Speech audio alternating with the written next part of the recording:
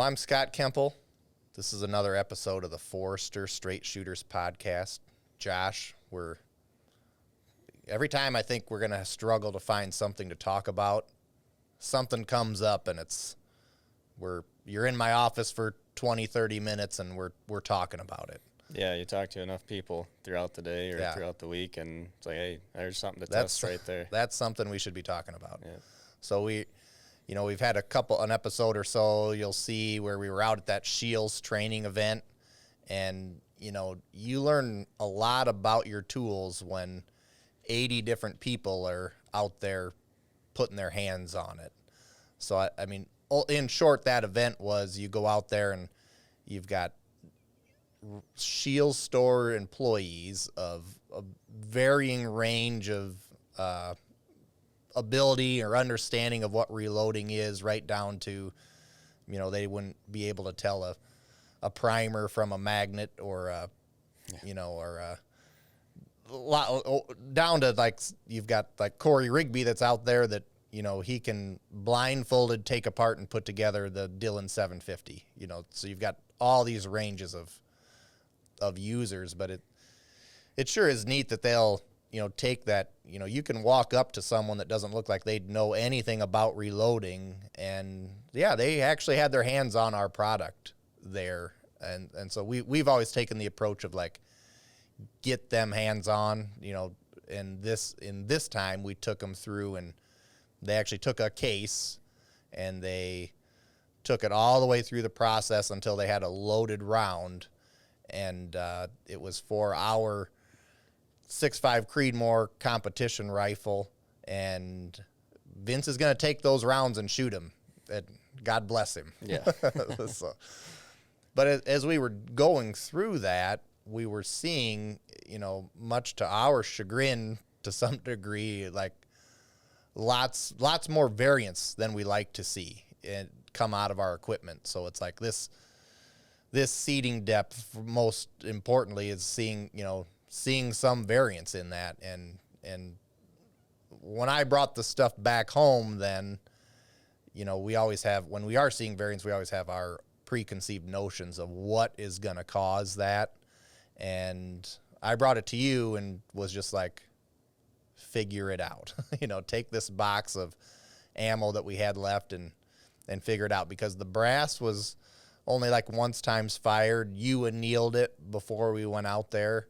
And so what did you find, Josh? Yeah.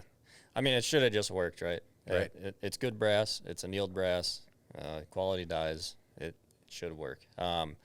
So when I had the box that you guys had, there's probably 40, 50 rounds loaded from the students, or not students necessarily, but Scheels employees that were doing the demo day. It had loaded, and I'm measuring stuff. I'm like, wow, you get a few that were all really good, and then a few that were pretty far out, beyond what I would call acceptable. Right. So you're like, why don't you just load 10 of them, see what you get? So I loaded 10, measured them, base ogive, all within a thou. Exactly what I would expect. I'm like, I don't know what your problem is. You load 5 now, because I'm like, I don't know what you guys did, and we used the same dies you had there at the show. Yeah, we brought everything. We kind of just recreated that whole scene there. It was the same dies, same case trimmer. They did everything, and the case trimmer was still set up. And so then, like you said, you had me load 5, I loaded 5, and it was definitely on an average more consistent than what the Scheels were, but I was not nearly as consistent as what you were in that process. So then you're like, all right, load 5 more, because you're cherry picking this brass. Yeah. So I grabbed 5 more random ones, and they were still the same. And it's like, what the heck is going on here? So then I think you loaded another 5, and it was still a little back and forth, a little up and down. So we're like, all right, what process, where is one of us going wrong? Am I holding longer at the bottom of the stroke of the sizing process? So, it could be spring back or neck tension differences. If you're just quick tapping the bottom of the die and lifting quick, or if, a guy likes to sit at the bottom and dwell for a second or two, and then lift. All those things could vary, right? So we were just going back and forth. Yeah. Well, the one thing we kind of out there, kind of preemptively before we even went into this test was we had a press set up with our curved linkage on there, and we kind of have a known. It's not really a known issue, but it's a known potential issue whenever someone puts the curved links on there, that a person has the ability, if you muscle it down at the bottom, to flex that some. So we're like, that's probably where the variance is coming from, because we've got,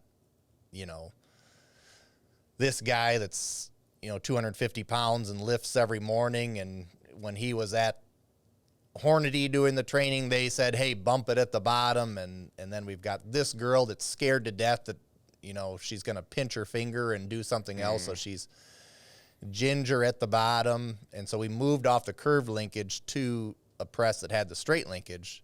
And the problem didn't, we still saw all that variance. So, that was one kind of, I think I kind of derailed you on what you're saying going into it. But like, we were really kind of on the fly out there trying to kind of mitigate some of these things, which it's, when you're trying to have a really controlled test, we were terrible. I mean, this is like, and that's usually like probably relatable for a lot of reloaders, is that when you're having an issue, you're probably not testing it, trying to figure it out in the best way possible. And we're no different. But we were trying to, with our limited amount of cases, then trying to do better, trying to kind of piecemeal the things out and find what is causing this problem. Yeah. And for a while there, we went back and forth. All right, you take 3, I'll take 3. You do the sizing process, I'll do the trim and chamfer, and just kind of rotated who's doing what, and then who's seating the bullet. And for whatever reason, it still seemed like I was cherry picking, because everything I touched, it seemed to be pretty consistent. Right. And I'm not trying to toot my horn here, but it just how that was going, what was going on. So we're like, how can we get this to where we're both getting the same number? Right. So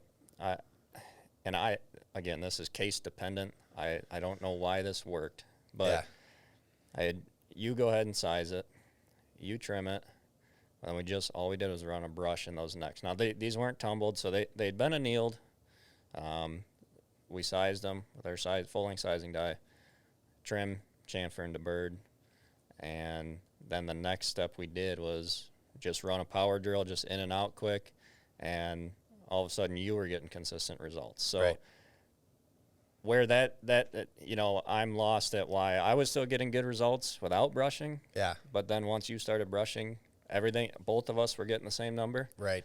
That I still don't have a great answer for that, but I think what it really showed though is, I mean, and we've kind of, like, people probably listening, we definitely weren't taking our own medicine in saying clean that neck right and, dry tumble and stuff, because it's like every show we go to do, it's like we turn around and it's like, shoot, like we got to go. So yeah, it's like, we didn't have time you didn't have time there to tumble, so that's why we didn't dry tumble. Yep. But which normally I would after sizing to get that lube off. Yep. And I personally think, dry tumbling leaves a little that dust media for lubrication. I know we've kind of beat this horse a little bit in the past, but so that is one thing. It's like maybe the powder, the carbon in that neck after being shot, and then you anneal it, there's potential. My thought is maybe that there's some carbon ridges in there now, and just by running that brush in there, smoothed out that carbon and gave it a smoother transition to seat better. And we actually saw it on the bullet too. Yeah. But one of the things in that process that was really interesting to me is like, because like you said, you were doing like, okay, you trim this slot, I'll trim this slot. Okay. Well, like in that specifically, the trim operation, like you were consistently X thousandths longer than me. Yeah. And stupid consistent. Mm-hmm. I mean, it was within a thou. Yep. And I trimmed and was stupid consistent within a thou. But we were 5 thou apart. But this far apart. Yeah. And I think, most answers to things like this, in the lesson learned for me with all of this is like, I don't care how precision your equipment is, it matters how you do what you do. You know, how you pull the handle, how you stop and dwell at the bottom. You know, if we took a number of like how many cases how many reloads you've done versus myself, it's probably not anywhere close. Because I'm not a competitive shooter. I load my 500 to go shoot coyotes, and I mean, I'm doing a number on coyotes in Illinois if I clean that box out that year, and then when they're out, I'll load another. You're doing a lot of missing, one of the two. One of the two. No, I'm doing a number on them. Yeah. But it's just I think really it's like, Steph Curry shooting threes versus me shooting threes. There's that muscle memory, that process, the way you do this, the way how in that trimmer, how you put the case, I have trimmed a lot of cases in there. So it's like the way I was putting the case over the case mouth, tightening it in the collet, all that stuff matters as far as how consistent something is going to end up in the end. And it's the top of everybody's mind for everything else. Being if you're consistent with doing sit-ups every morning, your abs are going to look a lot nicer than mine. Yeah, and right. It's just the way you do it matters. Yeah, I think that's the biggest takeaway from this. Is just the consistency and getting your process to work for you. And if you call us and say you're having seating issues, and we recommend try running a brush through it, don't think it's crazy. That's what we saw to work in this particular case. And again, if we change something in the process of that brass, say we did dry tumble, we may not need the brush. That dry tumble might smooth that out for us before we even get to this issue. Yeah. Or, if I got another buddy that actually, he cleans a little different than I do, but then he'll Hornady one-shot spray lube, but he leaves that lube on them when he throws powder and seats a bullet.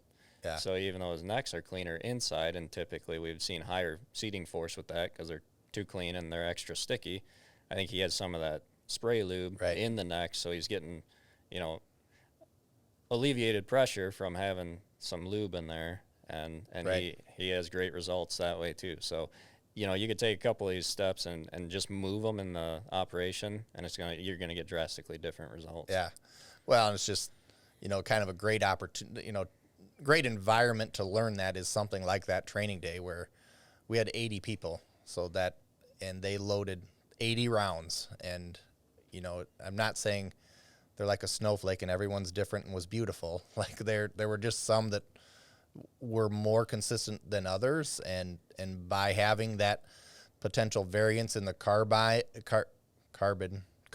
not carbide, in the necks, it amplified those differences in how someone pulled the handle. If one of the things we did, and if I take if we took one of those cases and just that seated say 10 thousandths longer than the other, and we put it back in the press and ran the handle back down over top of it, the likelihood of us changing that dimension was pretty low. I mean, I think that and my theory on that is that the damage has already been done. If I had that real slow handle pull and it was really dragging going through that neck, and so then it started to dent in the bullet, you've now changed your measurement point from here to here, and that's through impacting, actually moving material within the bullet itself. One of the things that maybe not so much the measurement. Well, it would be in the end, the measurement, but the contact point, I think, is what you're trying to say. Right. You've now dented a bullet. Well, now where you bottom out with the stem is essentially in a different point relative to a bullet with no dent. Yes. So it's going to seat in a different spot. The stop, it's not that it's lifting the cedar die in your press. It's the cedar die is stopped at the same spot. It's just your true ogive is at a different location. Now, if you measured it consistently off of exactly where the stem hit, maybe you would find that all that was the same then. But it's just not realistic that that's how exactly you're going to measure. Mm-hmm. And that's where I thought it was, when we're out there, we talked to that Nick at Peterson, and he's got a son that's really into shooting PRS with him, a younger, and he's, really on that, like, hey, I let him develop his process, and he does it. And, that to me made, it made sense to begin with, but after like this test, things like that make so much more of a difference. If you're going to change your process, it could change how, if you start, like you say, dwelling at the bottom when you're sizing, well, you better, for all those 100, do it the same, dwell at the bottom, because those little differences, we're working with brass and copper here too. So like when you say dwell at the bottom, how long you dwell at the bottom, that could potentially change what that spring back of the brass and things are. Yeah. So, kind of along with that, do things the same. That really was exemplified in this process of how to be consistent, but it carries over to other places as well. So like, if you say have Josh cut your gun, and now I go and have someone else cut my gun, that's a different variation too. It's going to get cut with a different reamer potentially, and that if you've got your load dialed in for that 6 GT and you want to keep doing it the same, it's hard to do it exactly the same with all the different components that are out there and lots and timing. But well, even you could have the same, I think we're trying kind of switching gears here, but you could have the same reamer specs, but the reamer's not the same. No, it's not. And if you've had fired brass on that a previous barrel and then have a different reamer, even though it's the same specs, there's enough differences there. It could be, essentially. Yeah. You saw that, wasn't it, this week in a 6.5 PRC someone had? Yeah. And it's like, okay, the measurements, your reamer specs are coming out at this. Your brass is this, the die is this. We just have to, in terms of keeping that, and some of these are variables you can't control necessarily, but just control what you can control. Keep your process and how you're pulling the handle, how you're tightening this collet. Keep that stuff as consistent as possible. Yep. So we were kind of trying to, when we look at that, I mean, that's been kind of our goal, and, our process when we're machining parts and things too, to, one thing we do, like say when we're machining a die, or one of those P30 chambers, rather than getting just a, numerical 5C collet that would match and grip that when we machine it, we get the custom collet machined to the diameter of that part. That makes it way more consistent, that this collet one is going to grip that the same each time, and if I go to this machine and I've got that same custom collet, it's going to grip it the same each time. So then within our setups, we can stay that consistent stops and how it's going to work with this reamer and that reamer and everything. So we're trying to do the same thing with kind of that other newer side of our business, and looking at the iron door guns part and the actual rifle components and things we're kind of building up there, that we probably plain just haven't had the word out enough. It's been kind of a slow, long burn here of actually acquiring product and getting some things in, but we're doing some pretty cool things on that side of things. Yeah, I mean, essentially, Forster got an FFL, and it's Iron Door Guns is the company, or the name. Essentially, it's the same exact owners.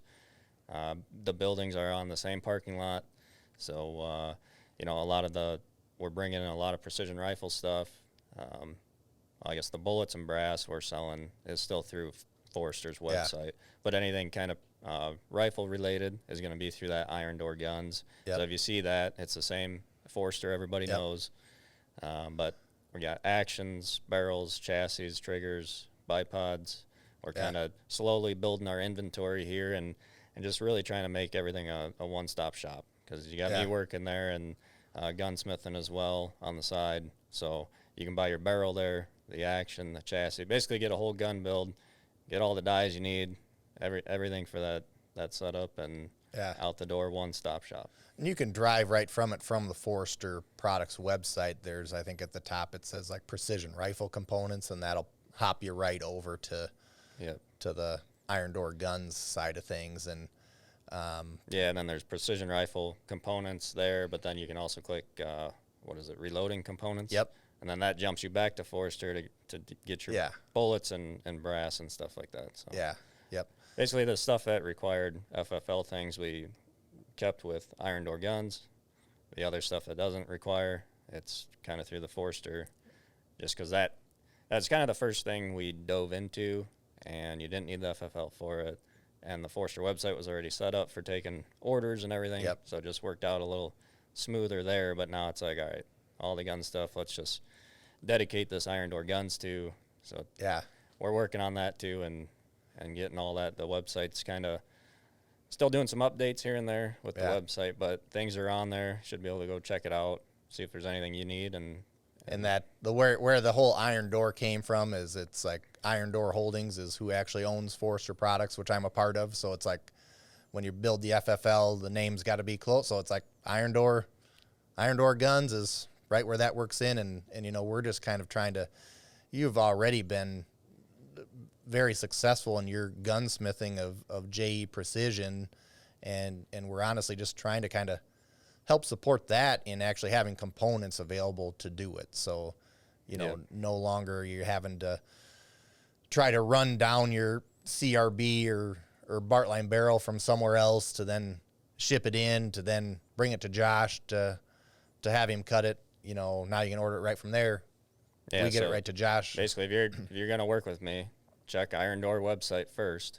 See if they got the barrel, because I'll walk across the street there while I'm at work and grab it off the shelf, take it home, spin it up, and it's just that simple. So, if there's a barrel you need, before you text me and ask if I got it, which that's fine too. But check the website. If it's on there, go ahead and order it up, and I'll pick it up for you and be all good. If you're gonna call Josh some obscene names, I mean we definitely don't mind seeing that through the order as well, but you can do that to Josh directly. That's still an arm you have.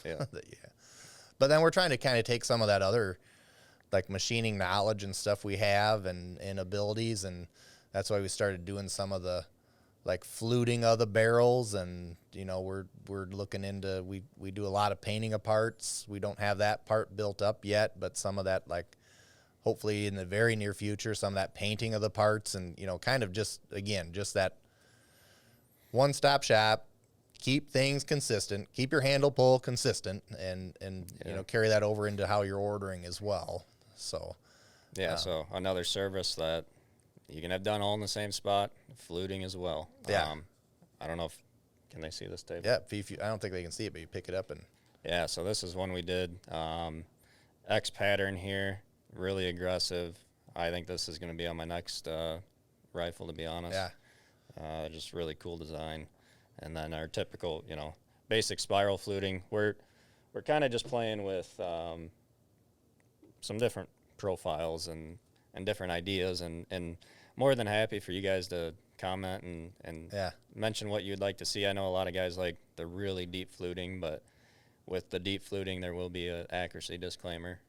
Talking with Jeff at Bartline, and he's like, just be careful with that. There is a point of no return on that. And some higher end companies have tested that, and so, you can get lucky, but other times you can also ruin a barrel in a hurry. So, but if your goal is to just look cool at the match, by gosh, we can figure that out. Which we're driven towards precision. That's here, right. So, but so spiral fluting, straight flutes, and this X pattern is kind of the first couple we've played with in the machine, and you know, going forward, I'm sure we're going to do some different things too. But. Yeah.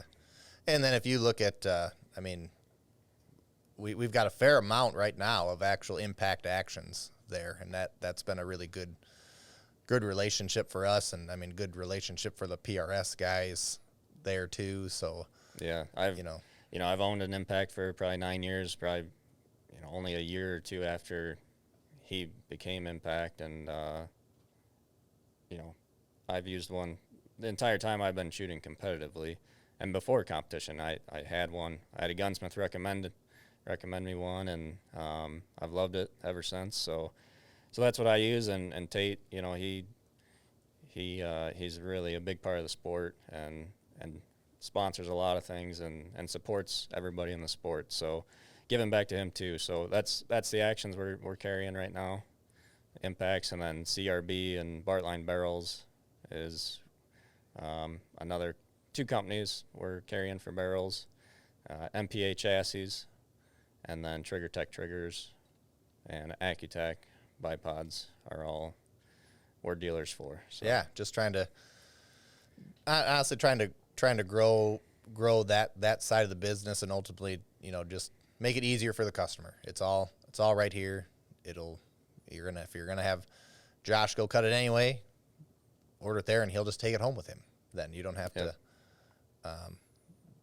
You don't have to schedule a meetup at a certain time or pay the to ship barrels and or do another transfer fee of an action from here to here to here. So yeah, just trying to honestly try to make that a little easier. So I think in short, and just I feel like a lot of times we're not like discovering new ground. We're not Elon Musk rewriting history on how this is, or we didn't dig up and find some new reloading, master process. It's just the simple things that work for every other part of your life is just be consistent and keep it simple, be consistent, and it makes much more of a difference in your reloading than what